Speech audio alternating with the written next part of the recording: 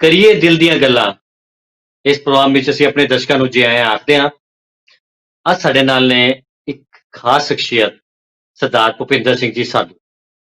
ਅਸੀਂ ਉਹਨਾਂ ਨੂੰ ਆਪਣੇ ਪ੍ਰੋਗਰਾਮ ਵਿੱਚ ਜੀ ਆਇਆਂ ਆਖਦੇ ਜਾਵਾਂਗੇ। ਵਾਹਿਗੁਰੂ ਜੀ ਕਾ ਖਾਲਸਾ, ਵਾਹਿਗੁਰੂ ਜੀ ਕੀ ਫਤਿਹ। ਵਾਹਿਗੁਰੂ ਜੀ ਕਾ ਖਾਲਸਾ, ਵਾਹਿਗੁਰੂ ਜੀ ਕੀ ਫਤਿਹ। ਮੈਂ ਸਰਦਾਰ ਕੁਲਮੋਹਨ ਸਿੰਘ ਜੀ ਰਾਜਾ ਸਾਂਸੀ ਜੀ ਨੂੰ ਬੇਨਤੀ ਕਰਾਂਗਾ ਕਿ ਉਹ ਕਰਨਗੇ ਦਿਲ ਦੀਆਂ ਗੱਲਾਂ ਭੁਪਿੰਦਰ ਸਿੰਘ ਜੀ ਸਾਧੂ ਨਾਲ। ਸਰਦਾਰ ਕੁਲਮੋਹਨ ਸਿੰਘ ਜੀ ਰਾਜਾ ਸਾਂਸੀ। बहुत बहुत धन्यवाद हरजोत शाह सिंह जी। करिए दिल दियां गल्लां दा मेजबान कुलमोहन सिंह राजे सांसी चढ़ती कला टाइम टीवी नॉर्थ अमेरिका के दर्शकों के सिक्खी चैनल के दर्शकों को जी आया आखदा हां। अज के मेहमान बारे आप जी नूं सरदार हरजोत शाह सिंह दस रहे सन कि सरदार भुपिंदर सिंह जी साधु, ये भुपिंदर सिंह साधु सिख राजनीति सिख धार्मिक संस्थावां दे विचकार एक जानी मैनी पहचान हैं। इन्होंने अपनी जिंदगी का बहुत लंबा हिस्सा सिख पंथ नूं दिता होया और दे रहे ने और देंदे रहणगे। इन्हां दे परिवार दियां जिहड़ियां चार पुश्तां जिहड़ियां ने लगभग चार पुश्तां वो कैनेडा दे विचकार इस वेले अपने आप नूं सैटल कर चुकियां ने और चंगे सिखी सेवावां दे अंदर समर्पित ने। भारत दे विचकार भी और इत्थे भी इस दी चर्चा असीं करांगे, इन्हां नाल गलबात करांगे क्योंकि ये मेहमान जिहड़े ने इन्हां ने अपनी जिंदगी नूं छोटी उम्र तो लैके ही समर्पित कीता सिक्खी लई और इन्हां लई असीं टाइटल रखिआ मेरी प्यारी सिक्खी। सो असीं सरदार भुपिंदर सिंह जी साधू होरां नाल जिहड़े कि एडमिंटन कैनेडा तो साडे नाल जुड़े हुए ने उन्हां नूं जी आयां कह रहे हैं। भुपिंदर सिंह जी साधू जी जी आयां नूं। धन्यवाद वीर जी, आप जी का बहुत साडे दर्शकों नूं कुछ कहना चाहोगे?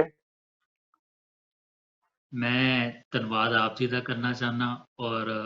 दसना दर्शकों को दसना चाहना कि ये जिहड़ा आप जी का प्रोग्राम है करिए दिल दीआं गल्लां, ये बहुत सोहना प्रोग्राम है जिस दे राहीं तुसीं हर उस शख्सियत जिहदे नाल वार्तालाप करते हो, गलबात करते हो, वो अपनी दिल दीआं जिहड़ियां दिल दीआं गहराइयां विच कोई गल्लां जिहड़ियां लुको के बैठा शायद वो बाहर कढदे और आप दे माध्यम राहीं जिहड़ा है कि समूह संगतां नूं भावें देश होवे विदेश होवे, मैं समझदा समूचे विश्व नूं ये जिहड़ा प्रोग्राम है ये उस मैसेज नूं दिल दे गहराइयां दे मैसेज नूं पहुंचाउण विच जिहड़ा बहुत ज़्यादा सार्थक है और एक माध्यम बनया होया है जी। मैं इस गल दा बहुत खुश और आपका बहुत बहुत धन्यवाद करदा कि अज आप जी ने इस माणे सिख नूं भी एक मौका दिता कि आप जी दे प्रोग्राम में शमूलियत कर सका।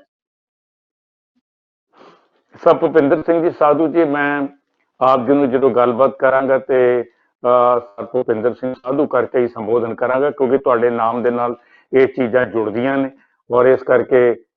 असी साधु का मतलब कुछ होर सोचते हैं, गुरु नानक का साधु कुछ होर है ते वो कीर्ति भी है, वो गुरु नानक सिख गृहस्थी भी है, गुरु नानक का सिख मनुखता की सेवा विच भी है और गुरु ग्रंथ साहब की सेवा विच भी है। सर भुपिंदर सिंह जी, इस तो पहला कि आपां तुहाडे तखत हजूर साहिब तख्त श्री पटना साहिब दिल्ली की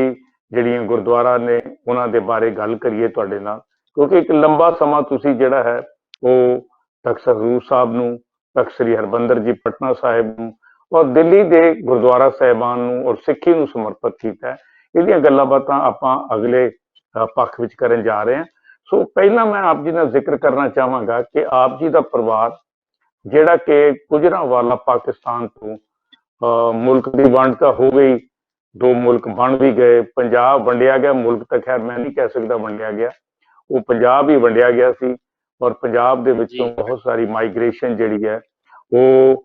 पंजाब की उस धरती तो लहंदे पंजाब तो चढ़दे पंजाब वाल आंदी है, विदेशों वाल भी आ गई। ये सारी गल तुहाडा परिवार जिहड़ा है पिछोकड़ जिहड़ा है वो गुजरांवाला पाकिस्तान तो है ते तुहाडा सफर जिहड़ा अज दी गलबात दा वो एडमिंटन कैनेडा विच असीं करदे पए हां। ये सफर नूं बड़े संखेप विचकार दसो कि किवें बजुर्गां ने वो घालना घालियां ते इत्थों तक पहुंचे। जी बिल्कुल आप जी ने सही कहा जी। मेरे जिहड़े पुरखे ने वो असीं गुजरावाल भट्ठी पंगो जिहड़ा उत्थों दा एक शहर कस्बा है उत्थों दे हां और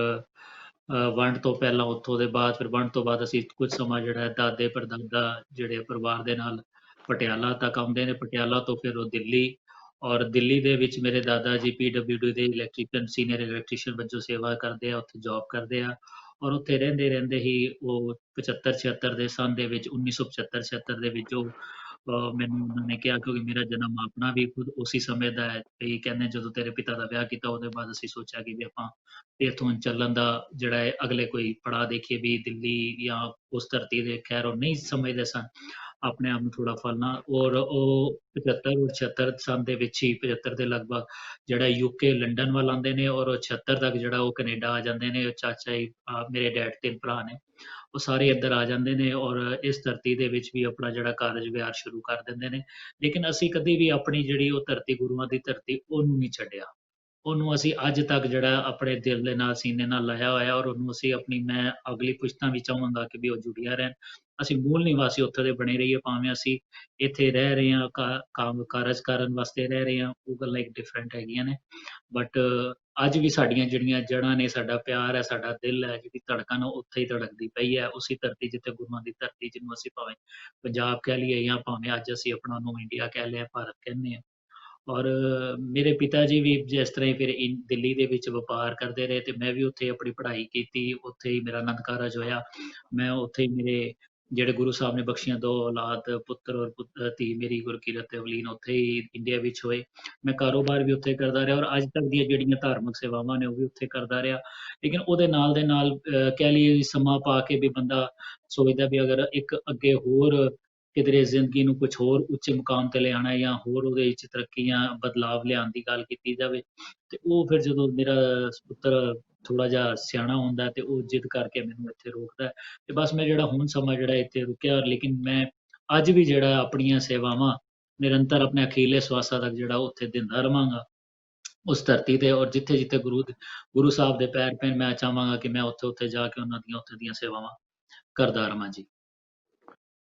ਸੋ ਸਰ ਭੁਪਿੰਦਰ ਸਿੰਘ ਜੀ, ਤੁਸੀਂ ਬੜੇ ਸੰਖੇਪ ਵਿਚਾਰ ਆਪਣੇ ਪਰਿਵਾਰ ਦਾ ਪਿਛੋਕੜ ਦੱਸਿਆ, ਔਰ ਭਵਿੱਖ ਦਾ ਵੀ ਤੁਸੀਂ ਦੱਸ ਦਿੱਤਾ ਕਿ ਕਿਵੇਂ ਭਵਿੱਖ ਵਿੱਚ ਤੁਸੀਂ ਆਪਣੇ ਆਪ ਨੂੰ ਸਮਰਪਿਤ ਰੱਖੋਗੇ। ਮੈਂ ਬਿਲਕੁਲ ਠੀਕ ਕਹਿਣਾ ਚਾਹਾਂਗਾ ਕਿ ਪੰਜਾਬ ਦੀ ਧਰਤੀ ਗੁਰਾਂ ਦੀ ਧਰਤੀ ਹੈ, ਔਰ ਉਹਦੇ ਨਾਲ ਸਾਡਾ ਜੁੜਾਅ ਜਿਹੜਾ ਹੈ, ਇੱਕ ਕਹਿੰਦੇ ਨੇ ਜਿਵੇਂ ਬੱਚੀ ਦਾ ਪੇਕਾ ਹੁੰਦਾ, ਉੱਦਾਂ ਉਹ ਧਰਤੀ ਸਾਡੇ ਨਾਲ ਇੱਕ ਜੁੜਾਅ ਹੈ, ਔਰ ਉਹਦੇ ਨਾਲ ਕਦੀ ਵੀ ਸਿੱਖ ਜਿਹੜਾ ਭਾਵੇਂ ਦੁਨੀਆ ਦੇ ਕਿਸੇ ਕੋਨੇ ਚਲਾ ਜਾਏ, ਕਿਸੇ ਸ਼ੋਬੇ 'ਚ ਚਲਾ ਜਾਏ, ਵਪਾਰ 'ਚ ਚਲਾ ਜਾਏ, ਕਿਤੇ ਚਲਾ ਜਾਵੇ, ਉਹ ਕਦੀ ਟੁੱਟ ਨਹੀਂ ਸਕਦਾ। ਇਹ ਮੇਰਾ ਇੱਕ ਵਿਚਾਰ ਹੈ, ਕਿਉਂਕਿ ਅਸੀਂ ਲੋਕ ਦੇਖਦੇ ਪਏ ਹਾਂ ਇੱਥੇ। ਮੈਂ ਖੁਦ ਅੱਜ ਕੱਲ ਕੈਨੇਡਾ ਵਿੱਚ ਸਰੀ ਵਿੱਚ ਹੈਗਾ ਵਾਂ, ਤਾਂ ਮੈਂ ਦੇਖ ਰਿਹਾ ਕਿਸ ਤਰੀਕੇ ਦੇ ਨਾਲ ਸਾਡੇ ਇੱਥੋਂ ਦੇ ਲੋਕ ਆਪਣੀ ਪਿਛੋਕੜ, ਆਪਣੀ ਮਿੱਟੀ ਨੂੰ, ਆਪਣੇ ਗੁਰਾਂ ਦੀ ਧਰਤੀ ਨੂੰ ਕਿਵੇਂ ਮਿਸ ਕਰਦੇ ਨੇ ਆਪਣੇ ਜਿਸਮ ਤੋਂ। ਇਹ ਇੱਥੇ ਆਪਣੇ ਆਪ ਹੀ ਉਜਾਗਰ ਹੁੰਦਾ। ਸੋ ਇਸ ਤੋਂ ਪਹਿਲਾਂ ਕਿ ਮੈਂ ਤੁਹਾਡਾ ਗੱਲਬਾਤ ਦਾ ਸਿਲਸਿਲਾ ਸ਼ੁਰੂ ਕਰਾਂ, ਮੈਂ ਦਰਸ਼ਕਾਂ ਨਾਲ ਵੀ ਗੱਲ ਕਰ ਰਿਹਾ ਕਿ ਇਹ ਭੁਪਿੰਦਰ ਸਿੰਘ ਜੀ ਸਾਧੂ ਐਲਬਰਟਾ ਦੇ ਅੰਦਰ ਪਹਿਲੇ ਸਿੱਖ ਨੇ, ਐਲਬਰਟਾ ਕੈਨੇਡਾ ਦੇ ਅੰਦਰ ਪਹਿਲੇ ਸਿੱਖ ਨੇ ਜਿਨ੍ਹਾਂ ਨੂੰ ਹੈਲਮਟ ਤੋਂ ਇਲਾਵਾ ਦਸਤਾਰ ਦੇ ਨਾਲ ਡਰਾਈਵਿੰਗ ਲਾਇਸੈਂਸ ਮਿਲਿਆ ਸੀ ਬਾਈਕ ਦਾ। ਸੋ ਇਸ ਤੋਂ ਪਹਿਲਾਂ ਕਿ ਮੈਂ ਗੱਲਬਾਤ ਹੋਰ ਸ਼ੁਰੂ ਕਰਾਂ, ਮੈਂ ਪਹਿਲੇ ਸਿੱਖ ਹੋਣ ਦੇ ਅੱਜ ਮਾਣ ਨੂੰ ਮੈਂ ਲੈ ਕੇ ਅੱਗੇ ਤੁਰਿਆ ਕਿ ਇੱਥੇ ਬਾਈਕ ਦੇ ਤੁਹਾਡੇ ਮਨ 'ਚ ਕਿਵੇਂ ਵਿਚਾਰ ਆਇਆ ਕਿ ਮੈਂ ਬਾਈਕ ਦਾ ਲਾਇਸੈਂਸ ਲਵਾਂ, ਕਿ ਵੀ ਮੈਂ ਬਿਨਾਂ ਹੈਲਮਟ ਤੋਂ ਚਲਾਣਾ। ਇਹ ਭਾਵਨਾ ਤੁਹਾਡੇ ਅੰਦਰ ਕਿਵੇਂ ਵਾਪਰੀ? ਵੀਰ ਜੀ, ਜਿਸ ਤਰ੍ਹਾਂ ਮੈਂ ਤੁਹਾਨੂੰ ਦੱਸਿਆ ਵੀ ਹੁਣ ਅਸੀਂ ਇੱਥੇ ਵੀ ਜ਼ਿਆਦਾ ਸਮਾਂ ਜਿਹੜਾ ਮੈਂ ਕੁਝ ਸਮਾਂ ਪਿਛਲਾ ਬਿਤਾਇਆ,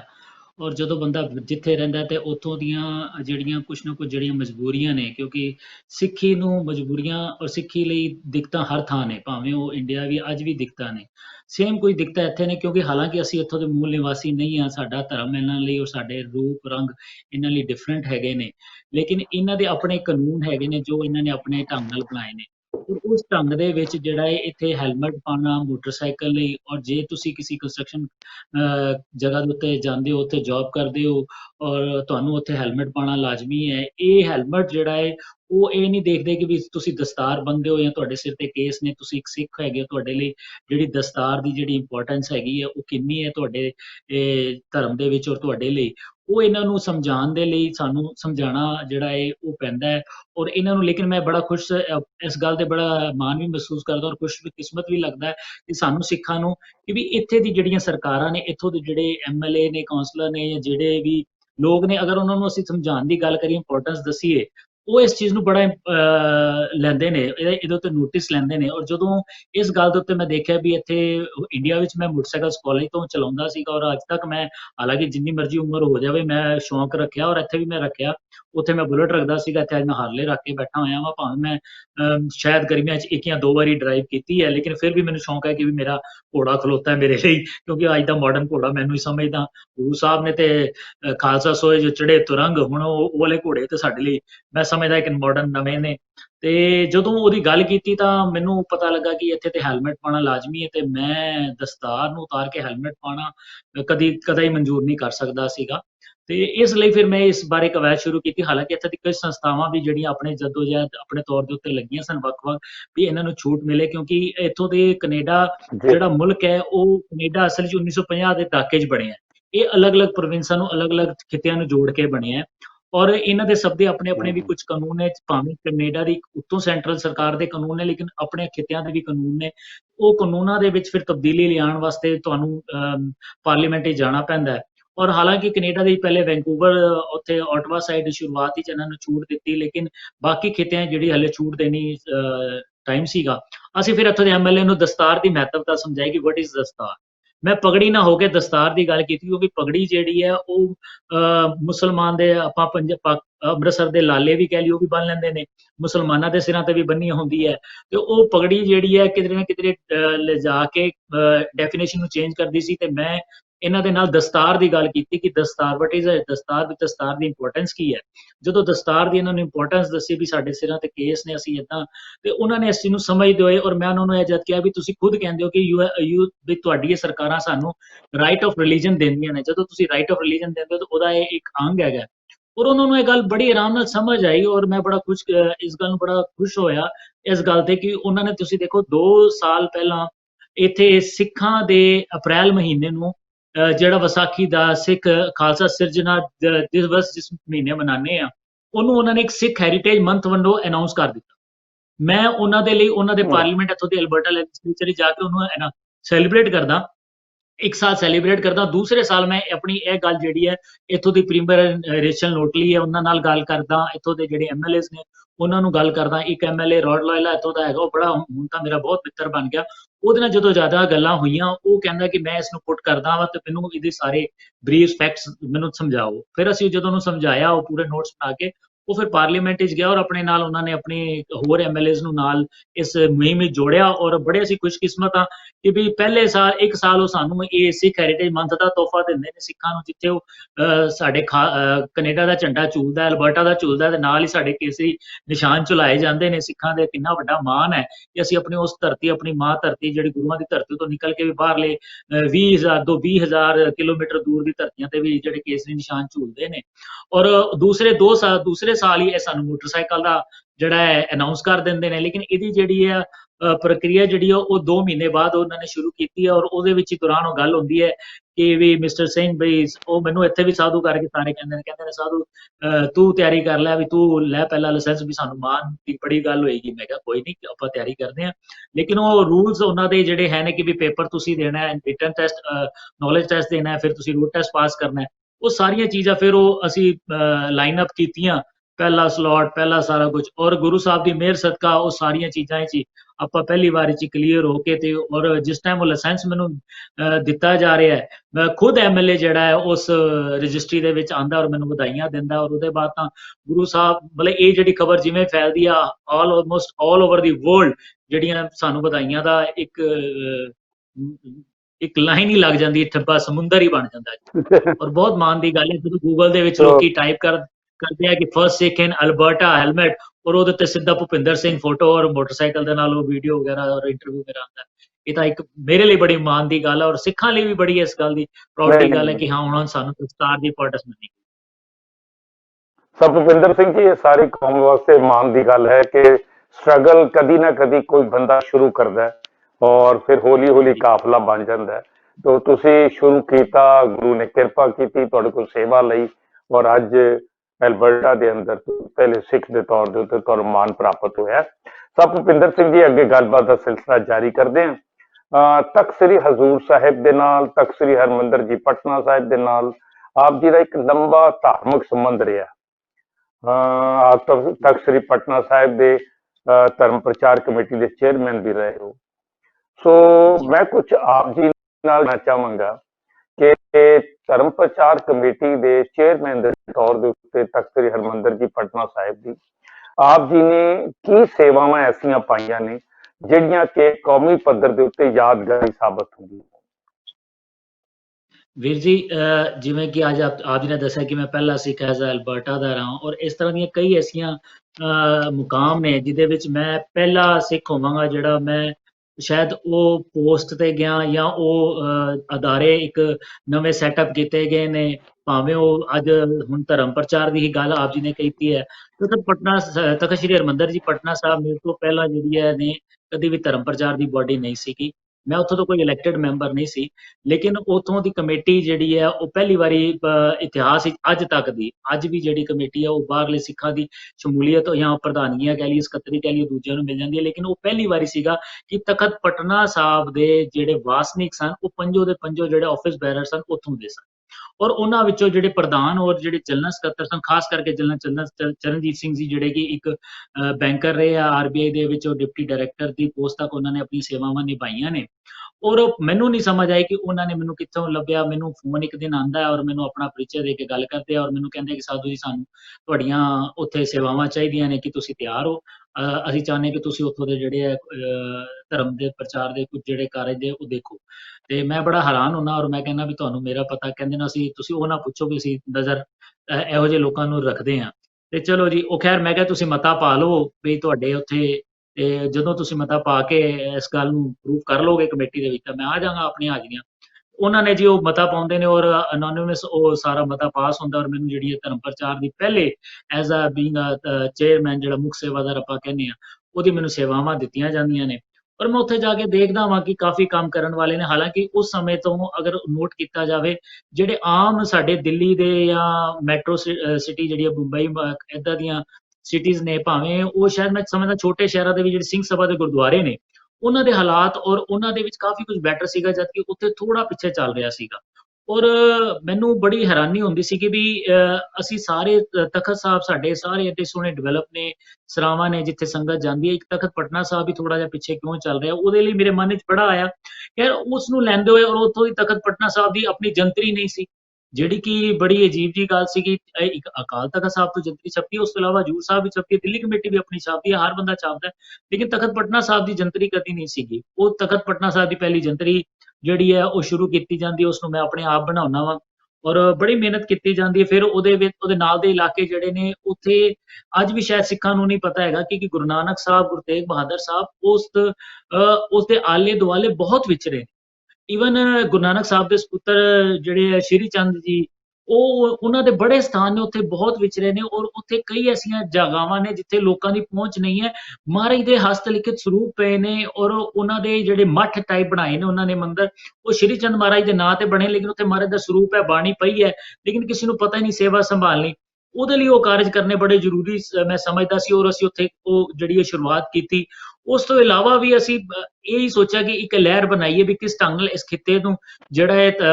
ਸਿੱਖੀ ਦੇ ਜਿਹੜੀ ਪ੍ਰਫੁੱਲਤ ਕਰੀਏ। ਜਿਵੇਂ ਕਿ ਦੱਖਣੀ ਸਿੱਖ ਜਿਹੜੇ ਆਪਾਂ ਦੱਖਣੀ ਸਿੱਖ ਕਹਿੰਦੇ ਹਜ਼ੂਰ ਸਾਹਿਬ ਦੇ ਸਿੱਖਾਂ ਨੂੰ, ਉਹਨਾਂ ਦੇ ਵਿੱਚ ਭਾਵੇਂ ਉਹ ਮਰਾਠੀ ਭਾਸ਼ਾ ਦੇ ਵਿੱਚ ਉਹਨਾਂ ਦਾ ਲਹਿਜ਼ਾ ਬੋਲਣ ਦਾ ਹੈਗਾ ਔਰ ਬੋਲੀ ਦੂਜੀ ਹੈ, ਲੇਕਿਨ ਅਗਰ ਤੁਸੀਂ ਸਿੱਖੀ ਦੀ ਗੱਲ ਕਰੋ ਤਾਂ ਉਹਨਾਂ ਦੇ ਵਿੱਚ ਕੁੱਟ ਕੇ ਉਹਨਾਂ ਦੇ ਲਹੂ ਦੇ ਭਰੀ ਹੋਈ ਹੈ। ਉਸ ਉੱਥੇ ਦੇ ਕਿਸੇ ਸਿੱਖ ਨੇ ਅਗਰ ਪੈਂਟ ਕਮੀਜ਼ ਵੀ ਪਾਈ ਹੈ ਤਾਂ ਵੀ ਉਹ ਸ਼੍ਰੀ ਸਾਹਿਬ ਨਾਲ ਰੱਖਦਾ ਵੇ। ਅਸੀਂ ਇੱਥੇ ਭੁੱਲਦੇ ਜਾ ਰਹੇ ਸੀ ਤੇ ਇਸ ਵਿੱਚ ਬਹੁਤ ਕੰਮ ਕੀਤੇ, ਇੱਕ ਨਹੀਂ ਕੀਤਾ, ਲੇਕਿਨ ਬੜੀਆਂ ਮੱਲਾਂ ਮਾਰੀਆਂ ਔਰ ਉਹਦੀ ਡਿਵੈਲਪਮੈਂਟ ਵਾਸਤੇ ਕਾਰ ਸੇਵਕ ਵਾਲੇ ਬਾਬਿਆਂ ਨੂੰ ਮਿਲੇ, ਉਹਨਾਂ ਤੋਂ ਡਿਵੈਲਪਮੈਂਟ ਕਰਾਈ ਵੀ ਤਾਂ ਜੋ ਇੱਥੇ 350 ਸਾਲਾ ਵਿਸ਼ੇਸ਼ ਗੱਲ ਇਹ ਜਿਹੜੀ ਜ਼ਰੂਰੀ ਦੱਸਣੀ ਹੈ ਕਿ ਜਿਹੜੀ ਅਸੀਂ 350 ਸਾਲਾ ਸ਼ਤਾਬਦੀ ਮਨਾ ਹਟੇ ਹਾਂ ਜੀ, ਇਹਦੀ ਸੋਚ ਇੱਕ ਲੈ ਕੇ ਸ਼ੁਰੂ ਕੀਤੀ। ਉਸ ਵੇਲੇ ਮੈਂ ਔਰ ਆਪਣੇ ਕਮੇਟੀ ਦੇ ਵਿੱਚ ਇਸ ਗੱਲ ਨੂੰ ਰੱਖਿਆ, ਉਹਨਾਂ ਨੇ ਬੜੀ ਇਹਦੀ ਗੱਲ ਸੋਚੀ ਔਰ ਕਹਿੰਦੇ ਸਾਧੂ ਜੀ ਬੜਾ ਵੱਡਾ ਟਾਸਕ ਹੈਗਾ। ਮੈਂ ਕਿਹਾ ਜੀ ਕੋਈ ਵੱਡਾ ਟਾਸਕ ਨਹੀਂ, ਗੁਰੂ ਸਾਹਿਬ ਨੇ ਕਰਾਣਾ, ਅਸੀਂ ਇਸ ਨੂੰ ਉਲੀਕੀਏ, ਕਿਉਂਕਿ ਇਹ ਇੱਕ ਬਹਾਨਾ ਹੋਏਗਾ ਕਿ ਇਸ ਤਖਤ ਪਟਨਾ ਸਾਹਿਬ ਦੀ ਜਿਹੜੀ ਆਲੇ ਦੁਆਲੇ ਦੀ ਡਿਵੈਲਪਮੈਂਟ ਕਹਿ ਸਕਦੇ ਹਾਂ ਜਾਂ ਲੋਕਾਂ ਨੂੰ ਇੱਥੇ ਤੱਕ ਲਿਆਉਣ ਦੀ ਜਿਹੜਾ ਇੱਕ ਰੁਝਾਨ ਵੱਧ ਜਾਏ, ਇਹ ਇੱਕ ਸ਼ੁਰੂਆਤ ਹੈ ਔਰ ਉਹਦੀ ਆਗਾਜ਼ ਜਿਹੜੀ ਹੈ ਮਹਾਰਾਜ ਨੇ ਕਰਾਈ। ਔਰ ਮਹਾਰਾਜ ਨੇ ਆਪਣੇ ਆਪ ਹੀ ਕਹਿ ਲਈਏ ਕਿ ਜਿਵੇਂ ਗੰਗੂ ਦੇ ਸਿਰ ਤੇ ਉਹਨਾਂ ਨੇ ਇੱਕ ਸੋਟੀ ਰੱਖ ਕੇ ਤੇ ਉਹਦੇ ਕੋਲ ਸਾਰੀ ਬਾਣੀ ਤੇ ਕਥਾ ਉਚਰਵਾ ਲਈ, ਤੇ ਸੇਮ ਮੈਂ ਸਮਝਦਾ ਮੇਰੇ ਸਿਰ ਤੇ ਮਹਾਰਾਜ ਨੇ ਪਤਾ ਨਹੀਂ ਆਪਣੀ ਜੁੱਤੀ ਦੀ ਨੋਕ ਰੱਖੀ ਹੈ, ਮਿੱਟੀ ਸੁੱਟੀ ਹੈ, ਤੇ ਜਿਹੜਾ ਮੇਰੇ ਤੋਂ ਕੰਮ ਕਰਾਇਆ ਉਹ ਅਸੀਂ ਬਣਾਈ ਜੀ। ਅਸੀਂ ਉਹਦੀ ਪੂਰੀ ਰਿਪੋਰਟ ਬਣਾਈ ਵੀ ਕਿਵੇਂ ਕਰਨੀ ਹੈ। ਔਰ ਲੇਕਿਨ ਕਰਨੀ ਤਾਂ ਨਾਮ ਤਾਂ ਕਮੇਟੀ ਦਾ ਹੋਣਾ ਸੀ, ਲੇਕਿਨ ਮੈਂ ਸਮਝਦਾ ਉਹ ਸਾਰੀ ਪ੍ਰਸ਼ੰਸਾ ਜਿਹੜੀ ਹੈ ਉੱਥੋਂ ਦੇ ਮੁੱਖ ਮੰਤਰੀ ਨਿਤੀਸ਼ ਕੁਮਾਰ ਲੈ ਗਏ। ਉਹਨਾਂ ਨੇ ਉਹ ਸ਼ਤਾਬਦੀ ਨੂੰ ਬੜਾ ਵੱਡਾ ਸਮਝ ਲਿਆ। ਹਾਲਾਂਕਿ ਕਈਆਂ ਨੇ ਮਜ਼ਾਕ ਕੀਤਾ ਵੀ ਅਰਧ ਸ਼ਤਾਬਦੀ ਕਿਹੜੀ ਹੁੰਦੀ ਹੈ, ਕਿਉਂਕਿ ਅੱਜ ਤੱਕ ਦੇ ਇਤਿਹਾਸ ਦੇ ਵਿੱਚ ਤੁਸੀਂ ਦੇਖੋ 350 ਸਾਲਾ, 150 ਸਾਲਾ, 250 ਸਾਲਾ ਨਹੀਂ ਸੀ, 300 ਸਾਲਾ, 200 ਸਾਲਾ, 100 ਸਾਲਾ ਸ਼ਤਾਬਦੀ ਸੁਣੀ ਹੈ। ਲੇਕਿਨ ਜਦੋਂ ਹੁਣ ਅਰਧ ਸ਼ਤਾਬਦੀ, ਹੁਣ ਉਹਦੇ ਲਾਇਕ ਤੇ 350 ਸਾਲਾ ਅਸੀਂ ਉਸ ਵੇਲੇ ਦਸਮ ਪਾਤਸ਼ਾਹ ਦੀ ਬਣਾਈ, ਹੁਣ ਅਸੀਂ 550 ਸਾਲਾ ਬਣਾ ਹਟੇ ਹਾਂ। ਮਤਲਬ ਕਿ ਇੱਕ ਇਹ ਨਵੀਂ ਲਾੜੀ ਸ਼ੁਰੂ ਹੋਈ। ਮੈਨੂੰ ਕਿਹਾ ਵੀ ਇਹ ਕੀ ਤੂੰ ਅਰਧ ਸ਼ਤਾਬਦੀ ਦਾ ਕੰਮ ਸ਼ੁਰੂ ਕੀਤਾ ਹੈ। ਮੈਂ ਕਿਹਾ ਜੀ ਅੱਜ ਦੇ ਸਵਾਦ ਸਾਨੂੰ ਪਤਾ ਨਹੀਂ, ਸਾਨੂੰ ਕੀ ਪਤਾ ਮਹਾਰਾਜ ਨੇ ਕਿੰਨੇ ਬਖਸ਼ੇ ਨੇ ਕਿੰਨੇ ਨਹੀਂ ਦਿੱਤੇ, ਤੇ ਅਸੀਂ ਇਹ ਬਹਾਨਾ ਹੀ ਹੈ। ਤੇ ਸ਼ਤਾਬਦੀਆਂ ਤਾਂ ਰੋਜ਼ ਮਨਾਉਣੀਆਂ ਚਾਹੀਦੀਆਂ ਨੇ, ਗੁਰੂ ਦੇ ਦਿਹਾੜੇ ਤਾਂ ਅਸੀਂ ਰੋਜ਼ ਮਨਾਈਏ, ਲੇਕਿਨ ਇੱਕ ਬਹਾਨਾ ਹੈ ਕਿ ਚਲੋ ਅਸੀਂ ਹੁਣ 50 ਸਾਲਾਂ ਬਾਅਦ ਹਰ ਇੱਕ ਨਵੀਂ ਜਿਹੜੀ ਸ਼ਾਇਦ ਇੱਕ ਸਿੱਖ ਜਿਹੜਾ ਆਪਣੀ ਜੀਵਨ ਵਿੱਚ ਇੱਕ ਸ਼ਤਾਬਦੀ ਦਾ ਤੇ ਆਨੰਦ ਮਾਣ ਜਾਏਗਾ, ਇੱਕ ਆਨੰਦ ਮੇਲੇ ਜਿਹੜੇ ਹੈ ਸਿੱਖਾਂ ਦੇ ਠਾਠਾ ਮਾਰਦੇ ਮੇਲੇ ਦਾ ਆਨੰਦ ਮਾਣ ਜਾਏਗਾ। ਇਹ ਇੱਕ ਬਹਾਨਾ ਲੈ ਕੇ ਅਸੀਂ ਉੱਥੇ ਕੰਮ ਕੀਤਾ ਤੇ ਇਹ ਵੀ ਸੇਵਾ ਮਹਾਰਾਜ ਨੇ ਲਈ। ਸੋ ਸਾਧੂ ਜੀ, ਤੁਸੀਂ ਕਾਫੀ ਚੀਜ਼ਾਂ ਬਾਰੇ ਦੱਸਿਆ, ਜਾਣਕਾਰੀ ਥੋੜੀ ਜਿਹੀ ਮੈਨੂੰ ਵੀ ਤਖਤ ਸਰਬੰਦਰ ਜੀ ਪਟਨਾ ਸਾਹਿਬ ਬਾਰੇ ਕੋਈ ਜਾਣਕਾਰੀਆਂ ਸੀ, ਔਰ ਤੁਸੀਂ ਵੀ ਮੈਨੂੰ ਕੋਈ ਜਾਣਕਾਰੀ ਦਿੱਤੀ। ਬਹੁਤ ਅੱਛੀਆਂ ਗੱਲਾਂ ਤੁਸੀਂ ਕੌਮੀ ਤੌਰ ਦੇ ਉੱਤੇ ਦਰਸ਼ਕਾਂ ਨਾਲ ਸਾਂਝੀ ਕੀਤੀਆਂ ਨੇ, ਸਾਨੂੰ ਅੱਛੀਆਂ ਲੱਗੀਆਂ ਤੁਹਾਡੀ ਗੱਲਾਂ, ਕਿਉਂਕਿ ਕਈ ਚੀਜ਼ਾਂ ਹਰ ਵਾਰੀ ਸ਼ੁਰੂ ਹੁੰਦੀਆਂ ਨੇ ਔਰ ਉਹਨਾਂ ਚੀਜ਼ਾਂ ਨੂੰ ਅੱਗੇ ਤੋਰੀ ਰੱਖਣਾ ਇਹ ਕੌਮ ਦਾ ਕੰਮ ਹੁੰਦਾ। ਸੋ ਬੜਾ ਵਧੀਆ ਤੁਸੀਂ ਉੱਥੇ ਕਾਰਜ ਕੀਤੇ ਨੇ ਔਰ ਕਈ ਸਾਰੀਆਂ ਕਾਰ ਸੇਵਾਵਾਂ ਦੇ ਵਿਚਕਾਰ ਹਿੱਸਾ ਪਾਇਆ ਤੁਸੀਂ ਉਹਦੇ ਅੰਦਰ। ਸੋ ਹੁਣ ਇਸ ਤੋਂ ਪਹਿਲਾਂ ਕਿ ਮੈਂ ਆਪ ਜੀ ਨੂੰ ਤਖਤ ਸ੍ਰੀ ਹਜ਼ੂਰ ਸਾਹਿਬ ਦੇ ਬਾਰੇ ਗੱਲ ਕਰਾਂ ਤੁਹਾਡੇ ਕੋਲੋਂ, ਮੈਂ ਚੜ੍ਹਦੀ ਕਲਾ ਟਾਈਮ ਟੀਵੀ ਨਾਰਥ ਅਮਰੀਕਾ ਦੇ ਦਰਸ਼ਕਾਂ ਨੂੰ ਔਰ ਸਿੱਖੀ ਚੈਨਲ ਦੇ ਦਰਸ਼ਕਾਂ ਨੂੰ ਦੱਸਣਾ ਚਾਹੁੰਦਾ ਵਾਂ ਕਿ ਅੱਜ ਸਾਡੇ ਨਾਲ ਸਰਦਾਰ ਭੁਪਿੰਦਰ ਸਿੰਘ ਜੀ ਸਾਧੂ, ਜਿਹੜੇ ਕਿ ਐਡਮਿੰਟਨ ਕੈਨੇਡਾ ਤੋਂ ਸਾਡੇ ਨਾਲ ਜੁੜੇ ਹੋਏ ਨੇ, ਔਰ ਇਹਨਾਂ ਨੂੰ ਮਾਣ ਪ੍ਰਾਪਤ ਹੋਇਆ ਪਹਿਲੇ ਸਿੱਖ ਐਲਬਰਟਾ ਦੇ ਅੰਦਰ ਜਿਹਨਾਂ ਮੋਟਰਸਾਈਕਲ ਦਾ ਲਾਇਸੈਂਸ ਦਸਤਾਰ ਦੇ ਨਾਲ ਮਿਲਿਆ ਸੀ, ਔਰ ਇਹਨਾਂ ਨੂੰ ਗੁੜਕੀ ਮਿਲੀ ਇਹਨਾਂ ਦੇ ਘਰਦਿਆਂ ਤੋਂ। ਅਗਰ ਤੁਹਾਡੇ ਕੋਲ ਵੀ ਜ਼ਿੰਦਗੀ ਦਾ ਕੋਈ ਤਜਰਬਾ ਹੈ ਔਰ ਤੁਸੀਂ ਸਾਂਝਾ ਕਰਨਾ ਚਾਹੁੰਦੇ ਹੋ ਤੇ ਚੜ੍ਹਦੀ ਕਲਾ ਟਾਈਮ ਟੀਵੀ ਨਾਰਥ ਅਮਰੀਕਾ ਦੀ ਸਕਰੀਨ ਦੇ ਉੱਤੇ ਆ ਰਹੀ ਈਮੇਲ ਦੇ ਉੱਤੇ ਤੁਸੀਂ ਆਪਣਾ ਨਾਮ ਭੇਜ ਸਕਦੇ ਹੋ, ਤਾਂ ਕਿ ਉਹਦਾ ਫੋਨ ਨੰਬਰ ਭੇਜ ਦਿਓ ਤਾਂ ਕਿ ਅਸੀਂ ਆਪ ਜੀ ਨੂੰ ਸਾਡੀ ਟੀਮ ਸੰਪਰਕ ਕਰੇਗੀ। ਔਰ ਇਸ ਤਰ੍ਹਾਂ ਹੀ ਸਿੱਖੀ ਚੈਨਲ ਦੀ ਸਕਰੀਨ ਦੇ ਉੱਤੇ ਆਪ ਜੀ ਨੂੰ ਇੱਕ ਨੰਬਰ ਆ ਰਿਹਾ WhatsApp ਨੰਬਰ, ਆਪ ਸਾਨੂੰ WhatsApp ਕਰੋ, ਅਸੀਂ ਆਪ ਜੀ ਨੂੰ ਸੱਦਾ ਦੇਵਾਂਗੇ। ਤੋਂ ਗੱਲਬਾਤ ਦਾ ਸਿਲਸਿਲਾ ਅੱਗੇ ਤੋਰਦੇ ਹਾਂ ਸਭ ਭੁਪਿੰਦਰ ਸਿੰਘ ਜੀ ਸਾਧੂ ਦੇ ਨਾਲ। ਇਸ ਦੇ ਨਾਲ ਨਾਲ ਇਹ ਦੱਸਣਾ ਚਾਹਾਂਗੇ ਕਿ ਕਰੀਏ ਦਿਲ ਦੀਆਂ ਗੱਲਾਂ, ਕੇਵਲ ਤਾਂ ਕੇਵਲ ਦਿਲ ਵਿੱਚੋਂ ਹੀ ਨਿਕਲ ਰਹੀਆਂ ਨੇ। ਸਰਦਾਰ ਭੁਪਿੰਦਰ ਸਿੰਘ ਜੀ ਸਾਧੂ ਅੱਜ ਸਾਡੇ ਨਾਲ ਦਿਲ ਦੀਆਂ ਗੱਲਾਂ ਕਰ ਰਹੇ ਨੇ, ਔਰ ਇਹ ਦਿਲ ਦੀਆਂ ਗੱਲਾਂ ਪਹੁੰਚਾਉਣ ਵਿੱਚ ਸਰਦਾਰ ਜਗਜੀਤ ਸਿੰਘ ਜੀ ਦਰਦੀ ਚੜ੍ਹਦੀ ਕਲਾ ਟਾਈਮ ਟੀਵੀ ਨਾਰਥ ਅਮਰੀਕਾ ਅਤੇ ਸਰਦਾਰ ਹਰਜੋਤ ਸ਼ਾਹ ਜੀ ਸਿੱਖੀ ਚੈਨਲ ਵਾਲੇ ਤੁਹਾਡੇ ਤੱਕ ਪਹੁੰਚਾਉਣ ਵਿਚਕਾਰ ਮੈਨੂੰ ਸਹਿਯੋਗ ਕਰ ਰਹੇ ਨੇ। ਸੋ ਅਸੀਂ ਤੁਹਾਡੇ ਕੋਲ ਗੱਲਬਾਤ ਦਾ ਸਿਲਸਿਲਾ ਜਾਰੀ ਰੱਖਾਂਗੇ, ਸਮਾਂ ਸੀਮਤ ਹੈ। ਸੋ ਸਰਦਾਰ ਭੁਪਿੰਦਰ ਸਿੰਘ ਜੀ ਸਾਧੂ ਜੀ, ਮੈਂ ਆਪ ਜੀ ਨਾਲ ਗੱਲ ਕਰਨਾ ਚਾਹੂੰਗਾ ਤਖਤ ਹਜ਼ੂਰ ਸਾਹਿਬ ਦੇ ਨਾਲ ਕਿ ਜਦੋਂ ਗੁਰੂ ਕਲਗੀਧਰ ਪਾਤਸ਼ਾਹ ਦੇ ਉਹਨਾਂ ਦੇ ਜਿਸ ਜਗ੍ਹਾ ਦੇ ਉੱਤੇ ਸ੍ਰੀ ਗੁਰੂ ਗ੍ਰੰਥ ਸਾਹਿਬ ਨੂੰ ਗੁਰਤਾ ਗੱਦੀ ਬਖਸ਼ੀ ਜਾਂਦੀ ਹੈ, ਸਿੱਖ ਕੌਮ ਨੂੰ ਇੱਕ ਸੇਧ ਮਿਲਦੀ ਹੈ ਔਰ ਗੁਰੂ ਕਲਗੀਧਰ ਪਾਤਸ਼ਾਹ ਆਪਣਾ 5 ਪੂਤਕ ਸਰੀਰ ਤਿਆਗ ਕੇ ਸੱਚਖੰਡ ਬਿਆਨਾ ਕਰਦੇ ਨੇ। ਸੋ ਆਪ ਜੀ ਉਸ ਪਵਿੱਤਰ ਧਰਤੀ ਦੀ ਸੇਵਾ ਦੇ ਨਾਲ ਕਾਫੀ ਲੰਬਾ ਸਮਾਂ ਜੁੜੇ ਰਹੇ, ਕਿਰਪਾ ਕਰਕੇ ਉਹਦੇ ਤੇ ਸੰਖੇਪ ਵਿੱਚ ਰੋਸ਼ਨੀ ਪਾਉਣ ਦੀ ਕਿਰਪਾਲਤਾ ਕਰੋ। ਵੀਰ ਜੀ, ਤਖਤ ਹਜ਼ੂਰ ਸਾਹਿਬ, ਅਬਚਲ ਨਗਰ ਹਜ਼ੂਰ ਸਾਹਿਬ ਤਖਤ ਸਾਹਿਬ ਨਾਲ ਮੇਰਾ ਕੱਲਿਆਂ ਦਾ ਇੱਕ ਪਿਆਰ ਜੋੜ ਨਹੀਂ, ਮੇਰੇ ਪੁਰਖਾਂ ਤੋਂ ਜੁੜਿਆ ਚੱਲਿਆ ਆ ਰਿਹਾ। ਮੇਰੇ ਬਜ਼ੁਰਗਾਂ ਨੇ ਜਿਹੜਾ ਇੱਕ ਤਖਤ ਹਜ਼ੂਰ ਸਾਹਿਬ ਤੇ ਦੂਜਾ ਟਕਸਾਲ ਦੇ ਨਾਲ ਜਿਹੜਾ ਉਹਨਾਂ ਦਾ ਸੰਬੰਧ ਰਿਹਾ, ਔਰ ਮੈਨੂੰ ਜਿਹੜੀ ਇਹ ਗੁਰਤੀ ਸੇਵਾ ਦੀ ਜਿਹੜੀ ਹੈ ਕਰਨ ਦੀ ਆਪਣੇ ਦਾਦਾ ਦਾਦੀ ਤੋਂ ਵਿਸ਼ੇਸ਼ ਤੌਰ ਤੇ ਮਿਲੀ। ਔਰ ਉਹਨਾਂ ਨੇ ਹੀ ਜਦੋਂ ਨਿੱਕੇ ਹੁੰਦਿਆਂ ਮੇਰਾ ਨਾਮ ਜਿਹੜਾ ਸਾਡੇ ਸੰਸਕਾਰ ਆਉਂਦੇ ਨੇ ਵੀ ਜਨਮ ਦੇ ਬਾਅਦ ਨਾਮ ਸੰਸਕਾਰ ਆਪਾਂ ਗਿਣਦੇ ਹਾਂ, ਤੇ ਨਾਮ ਦੀ ਜਿਹੜੀ ਗੱਲ ਹੈ ਉਹਦੇ ਲਈ ਗੁਰੂ ਸਾਹਿਬ ਦੇ ਤੋਂ ਮੁੱਖ ਵਾਕ ਲੈਣਾ, ਉਹ ਤਖਤ ਹਜ਼ੂਰ ਸਾਹਿਬ ਤੇ ਉੱਥੋਂ ਦੇ ਸਿੰਘ ਸਾਹਿਬ ਗਿਆਨੀ ਜੋਗਿੰਦਰ ਸਿੰਘ ਜੀ ਜਿਹੜੇ ਮੁਨੀ ਜੀ ਅਸੀਂ ਬਾਬਾ ਜੀ ਕਹਿੰਦੇ ਹੁੰਦੇ ਸੀਗੇ, ਉਹਨਾਂ ਨੇ ਉੱਥੇ ਜਿਹੜਾ ਮੁੱਖ ਵਾਕ ਲੈਂਦੇ ਔਰ ਉੱਥੋਂ ਨਾਮ ਰੱਖਦੇ, ਉੱਥੋਂ ਦੀ ਭੁਪਿੰਦਰ ਜਿਹੜਾ ਬੱਬਾ ਨਿਕਲ ਕੇ ਪੈਂਦਾ। ਲੇਕਿਨ ਉਹਨਾਂ ਉਸੇ ਸਮੇਂ ਦੇ ਵਿੱਚ ਜਿਹੜਾ ਆਪ ਜੀ ਸਾਧੂ ਦੀ ਗੱਲ ਕਰਦੇ ਹੋ, ਹਾਲਾਂਕਿ ਮੈਂ ਛੋਟੇ ਹੁੰਦਾ ਤਾਂ ਸਗੋਂ ਚਿੜਦਾ ਸੀਗਾ ਕਿ ਮੈਨੂੰ ਸਾਧੂ ਸ਼ਾਇਦ ਮੰਗਤਾ ਕਹਿ ਮੰਗਣ ਵਾਲਾ ਬਣਾ ਦਿੰਦੇ ਨੇ ਜਾਂ ਕੀ ਕਹਿ ਦਿੰਦੇ ਨੇ, ਲੇਕਿਨ ਸਮਾਂ ਪਾਉਂਦੇ ਪਾਉਂਦੇ ਹੋਸ਼ ਸਾਂਭਦਿਆਂ ਮੈਨੂੰ ਇਹ ਪਤਾ ਲੱਗਾ ਕਿ ਇਸ ਨਾਂ ਦੇ ਵਿੱਚ ਤੇ ਬੜਾ ਸਤਿਕਾਰ, ਬੜੀ ਪ੍ਰਸ਼ੰਸਾ ਜੁੜੀ ਹੈ। ਔਰ ਇਹ ਦੱਸਾਂ ਕਿ ਇਹ ਸਾਧੂ ਨਾਮ ਵੀ ਜਿਹੜਾ ਹੈ ਮੁੰਨੀ ਬਾਬਾ ਜੀ ਵੱਲੋਂ ਦਿੱਤਾ ਗਿਆ, ਕਿਉਂਕਿ ਉਹਨਾਂ ਜੋ ਮੈਨੂੰ ਘਰ ਦੇ ਦੱਸਦੇ, ਕਹਿੰਦੇ ਨੇ ਕਿ ਤੂੰ ਨਿੱਕੇ ਬੱਚਾ ਜਿਹੜਾ ਹੈ ਨਾ, ਭੁੱਖ ਲੱਗਦੀ ਹੈ, ਰੋਂਦਾ ਹੈ, ਜਾਂ ਉਹਨੂੰ ਪਰੇ ਹੋ ਜਾਈਏ ਤੇ ਰੋਂਦਾ ਬਹੁਤ ਹੈ, ਕਹਿੰਦਾ ਤੂੰ ਰੋਂਦਾ ਨਹੀਂ ਸੀ, ਕਹਿੰਦਾ ਤੂੰ ਕਈ ਘੰਟੇ ਪਿਆ ਰਹਿੰਦਾ ਸੈਂ, ਤੂੰ ਬਸ ਜਿੱਥੋਂ ਕਿ ਬਾਣੀ ਕੀਰਤਨ ਦਾ ਆਂਦਾ ਤੂੰ ਉੱਧਰ ਦੇਖੀ ਜਾਣਾ ਇੱਕ ਟੱਕ, ਤੇ ਕਦੇ ਰੋਇਆ ਨਹੀਂ, ਬਹੁਤ ਰੇਅਰ ਰੋਇਆ। ਤੇ ਕਹਿੰਦੇ ਇਹ ਕੰਮ ਤੂੰ ਉਸ ਵੇਲੇ ਹਜ਼ੂਰ ਸਾਹਿਬ ਵੀ ਕੀਤਾ। ਤੇ ਉੱਥੋਂ ਦੇ ਬਾਬਾ ਜੀ ਕਹਿੰਦੇ ਨੇ ਵੀ ਇਹ ਤਾਂ ਬਿਲਕੁਲ ਸਾਧੂ ਸੁਭਾਅ ਦਾ ਹੈ, ਇਹ ਤਾਂ ਸਾਧੂ ਹੈ। ਤੇ ਬਸ ਉੱਥੋਂ ਦੀ ਜਿਹੜੀ ਮੇਰੀ ਭੂਆ ਨੇ ਗੱਲ ਫੜੀ ਤੇ ਕਹਿੰਦੇ ਫਿਰ ਇਹ ਤੇ ਸਾਡਾ ਸਾਧੂ ਹੈ। ਉਹ ਸਾਧੂ ਨਾਂ ਚੱਲ ਪਿਆ ਜੀ। ਔਰ ਮੇਰੇ ਸਕੂਲ ਔਰ ਈਵਨ ਕਾਲਜ ਤੱਕ ਦੇ ਮੈਂ ਪ੍ਰਿੰਸੀਪਲ ਤੱਕ ਜਿਹੜੇ ਨੇ ਭੁਪਿੰਦਰ ਦੀ ਬਜਾਏ ਮੈਨੂੰ ਸਾਧੂ ਕਹਿ ਕੇ ਬੁਲਾ ਲੈਂਦੇ ਸਨ, ਔਰ ਮੈਂ ਬੜਾ ਮਾਣ ਮਹਿਸੂਸ ਕਰਦਾ। ਔਰ ਹਜੂਰ ਸਾਹਿਬ ਦੇ ਨਾਲ ਸਾਡਾ ਉਸ ਸਮੇਂ ਦਾ ਸੰਬੰਧ ਹੈ ਜੀ। ਔਰ ਸਮਾਂ ਹੋਸ਼ ਪਾਉਂਦੇ ਹੀ ਬਜ਼ੁਰਗਾਂ ਵੱਲੋਂ ਜੋ ਮੈਨੂੰ ਸੇਵਾਵਾਂ ਮਿਲੀਆਂ, ਔਰ ਬਚਪਨ ਵਿੱਚ ਤੋਂ ਹੀ ਮੈਂ ਪਹਿਲੀ ਸ਼ੁਰੂਆਤ ਜਿਹੜੀ ਆ ਅਕਾਲ ਅਕੈਡਮੀ ਬੜੂ ਸਾਹਿਬ, ਜਿਹੜਾ ਕਿ ਅੱਜ ਬੜੂ ਸਾਹਿਬ ਬੜਾ ਵੱਡਾ ਇੱਕ ਇੰਸਟੀਚਿਊਟ ਬਣ ਚੁੱਕਾ ਹੈ। ਮੈਂ ਇਹ ਗੱਲ ਦੱਸਣੀ ਬਹੁਤ ਖੁਸ਼ਕਿਸਮਤ ਹਾਂ ਇਹਦੇ ਵਿੱਚ ਵੀ ਕਿ ਉਸ ਜਦੋਂ ਸ਼ੁਰੂਆਤ ਸਕੂਲ ਹੁੰਦਾ ਹੈ ਤੇ ਸਾਡਾ ਪਰਿਵਾਰ ਉਹਦੇ ਸ਼ਮੂਲੀਅਤ ਕਰਦਾ, ਪਰਿਵਾਰ ਵਿੱਚੋਂ ਮੈਨੂੰ ਭੇਜਿਆ ਜਾਂਦਾ। ਅੱਜ ਉਸ ਦਾ ਔਨ ਰਿਕਾਰਡ ਜਿਹੜਾ ਹੈ ਕਿ ਪਹਿਲਾ ਜਿਹੜਾ ਪ੍ਰੋਸਪੈਕਟਸ ਹੈ ਅਕਾਲ ਅਕੈਡਮੀ ਬੜੂ ਸਾਹਿਬ ਦਾ, ਉਹਦੇ ਵਿੱਚ ਮੇਰੀਆਂ 3 ਫੋਟੋਆਂ ਨੇ ਜੀ, ਐਜ਼ ਆ ਸਿਰਫ ਉਹ ਦਿਖਾਉਣ ਵਾਸਤੇ। 2 ਫੁੱਲ ਪੇਜ ਦੀਆਂ ਨੇ, ਵੀ ਅੱਜ ਵੀ ਮੇਰੇ ਕੋਲ ਮੌਜੂਦ ਹੈ। ਪਰ ਮੈਨੂੰ ਬੜਾ ਮਾਣ ਮਹਿਸੂਸ ਹੁੰਦਾ, ਔਰ ਕਈ ਪਰਿਵਾਰ ਦੀਆਂ ਇੰਨੀਆਂ ਸੇਵਾਵਾਂ ਨੇ, ਉਸੇ ਸੇਵਾਵਾਂ ਨੂੰ ਅੱਗੇ ਵਧਾਉਂਦੇ ਹੋਏ ਜਿਹੜਾ ਹਜੂਰ ਸਾਹਿਬ ਦੀਆਂ ਸੇਵਾਵਾਂ ਮਿਲੀਆਂ। ਔਰ ਆਪਣੀ ਹੋਸ਼ ਦੇ ਵਿੱਚ ਜਦੋਂ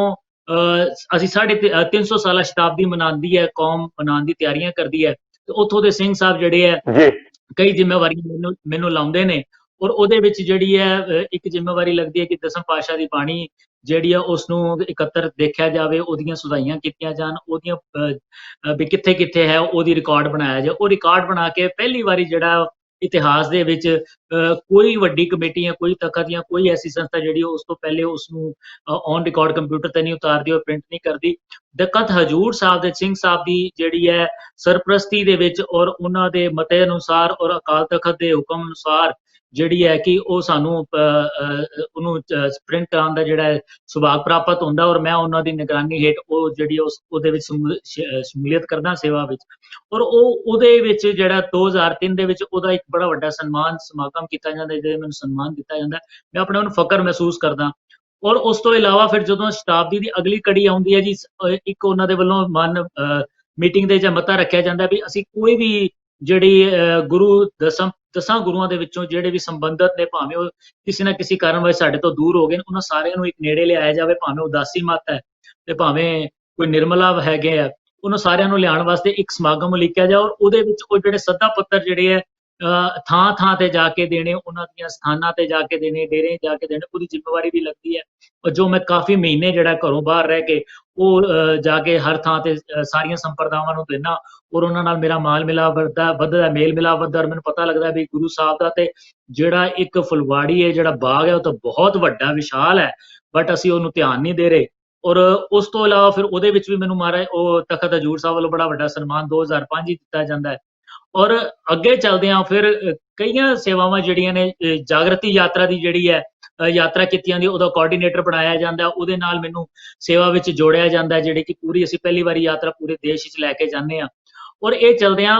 2016 ਦੇ ਵਿੱਚ ਸਭ ਤੋਂ ਵੱਡੀ ਮਾਣ ਦੀ ਗੱਲ ਹੈ ਜੀ, 2016 ਦੇ ਵਿੱਚ ਮੈਨੂੰ ਵਿਸ਼ੇਸ਼ ਤੌਰ ਤੇ ਮੈਂ ਉੱਥੇ ਦਰਸ਼ਨਾਂ ਨੂੰ ਜਾਣਾ ਤੇ ਮੈਨੂੰ ਉੱਥੋਂ ਦੇ ਸਿੰਘ ਸਾਹਿਬਾਂ, ਪੰਜਾਂ ਸਿੰਘਾਂ ਵੱਲੋਂ ਹੁਕਮ ਹੁੰਦਾ ਹੈ ਕਿ ਤੁਸੀਂ ਸਵੇਰੇ ਤਖਤ ਸਾਹਿਬ ਤੇ ਆਉਣਾ ਹੈ। ਮੇਰੇ ਲਈ ਇੱਕ ਅਚੰਭਾ, ਇੱਕ ਸਰਪ੍ਰਾਈਜ਼ ਕਹਿ ਲਈਏ, ਇੱਕ ਮੇਰੇ ਲਈ ਤੋਹਫਾ ਹੈ। ਸਵੇਰੇ ਉਹ ਤਖਤ ਸਾਹਿਬ ਦੇ ਅੰਦਰ ਹਜ਼ੂਰ ਦੇ ਵਿੱਚ ਮਹਾਰਾਜ ਦੇ ਹਜ਼ੂਰ ਦੇ ਵਿੱਚ ਮੈਨੂੰ ਦਸਤਾਰ ਬੰਨ ਚੋਲਾ ਪਾ ਜਿਹੜਾ ਸਨਮਾਨ ਦਿੰਦੇ ਨੇ, ਮੈਂ ਤੇ ਸਮਝਦਾ ਕਿ ਮੇਰਾ ਇੱਥੇ ਆਇਆ, ਜਿਵੇਂ ਆਪਾਂ ਕਹਿੰਦੇ ਵੀ ਜਿਹੜਾ ਅਸੀਂ ਸਿੱਖੀ ਸਰੂਪ ਵਿੱਚ ਆਏ ਹਾਂ ਤੇ ਅਸੀਂ ਆਪਣਾ ਕਿਹੜਾ ਕੰਮ ਐਸਾ ਕਰਕੇ ਜਿਹੜਾ ਜਾ ਰਹੇ ਹਾਂ ਵੀ ਜਿਹੜਾ ਉੱਤੇ ਜਾ ਕੇ ਫਿਰ ਦੁਬਾਰਾ ਗੁਰੂ ਨੂੰ ਜਵਾਬ ਦੇਣਾ ਹੈ। ਤੇ ਮੈਂ ਸਮਝਦਾ ਸੀ ਉਸ ਸਨਮਾਨ ਦੇ ਬਾਅਦ ਮੈਂ ਆਪਣੇ ਮਨ ਵਿੱਚ ਸੋਚਣ ਲੱਗ ਗਿਆ ਕਿ ਵੀ ਮੇਰਾ ਸ਼ਾਇਦ ਇੱਥੇ ਆਇਆ ਹੁਣ ਸਫਲਾ ਹੈ। ਲੇਕਿਨ ਮੈਂ ਆਪਣੇ ਅੰਦਰ ਫਿਰ ਵੀ ਉਹਨਾਂ ਵੱਲੋਂ ਹੁਕਮ ਸੀਗਾ, ਔਰ ਅੱਜ ਵੀ ਆਪਣੇ ਅੰਦਰ ਥਾਨਿਆ ਕਿ ਰਹਿੰਦੇ ਸਵਾਸਾਂ ਤੱਕ ਜਿਹੜੀ ਹੈ ਸਿੱਖੀ ਦੀ ਸੇਵਾ, ਭਾਵੇਂ ਉਹ ਕਿਸੇ ਵੀ ਥਾਂ ਤੇ ਹੋਵੇ, ਉੱਥੇ ਮੈਂ ਜਾ ਕੇ ਕਰਾਂਗਾ ਜਿੱਥੇ ਮੈਨੂੰ ਲੋੜ ਸਮਝਣਗੇ ਲੋਕ, ਜਿੱਥੇ ਦੀ ਲੋਕ ਮੈਨੂੰ ਬੁਲਾਉਣਗੇ, ਜਾਂ ਜਿੱਥੇ ਮੈਨੂੰ ਖੁਦ ਵੀ ਮਹਿਸੂਸ ਹੋਏਗਾ ਕਿ ਮੈਨੂੰ ਜਾਣਾ ਚਾਹੀਦਾ, ਮੈਂ ਜ਼ਰੂਰ ਜਾਵਾਂਗਾ। ਔਰ ਇਸੇ ਕੜੀ ਦੇ ਵਿੱਚ ਮੈਂ ਉੜੀਸਾ ਦੇ ਵਿੱਚ, ਰਾਏਪੁਰ ਦੇ ਵਿੱਚ ਕਾਫੀ ਸਥਾਨਾਂ ਦੇ ਉੱਤੇ ਉਹਨਾਂ ਦੀ ਪ੍ਰਬੰਧਕ ਕਮੇਟੀ ਰਿਹਾ ਜੀ। ਸਰ ਭੁਪਿੰਦਰ ਸਿੰਘ ਜੀ, ਸਮਾਂ ਸਾਨੂੰ ਇਜਾਜ਼ਤ ਨਹੀਂ ਦੇ ਰਿਹਾ, ਗੱਲਾਂ ਬੜੀਆਂ ਨੇ ਕਰਨ ਵਾਲੀਆਂ, ਦਿਲ ਦੀਆਂ ਗੱਲਾਂ। ਇੱਥੇ ਮੈਂ ਗੱਲ ਤੁਹਾਨੂੰ ਦੱਸ ਦੇਵਾਂ ਕਿ ਸਰਦਾਰ ਹਰਜੋਤ ਸ਼ਾਹ ਸਿੰਘ ਹੋਰਾਂ ਦੇ ਸਹਿਯੋਗ ਨਾਲ ਸਿੱਖੀ ਚੈਨਲ ਚੜ੍ਹਦੀ ਕਲਾ ਟਾਈਮ TV ਨੇ ਕਰੀਏ ਦਿਲ ਦੀਆਂ ਗੱਲਾਂ ਦੇ ਪ੍ਰੋਗਰਾਮ ਜਿਹੜੇ ਨੇ ਕੌਮ ਦੇ ਹਰ ਪੱਖ ਨੂੰ ਅਸੀਂ ਬਿਲਕੁਲ ਇੰਟਰਵਿਊ ਕੀਤਾ,